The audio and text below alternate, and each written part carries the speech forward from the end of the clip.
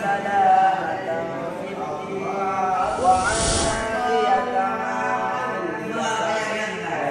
ربنا آتنا في الدنيا حسنة وفي الآخرة حسنة وقنا عذاب النار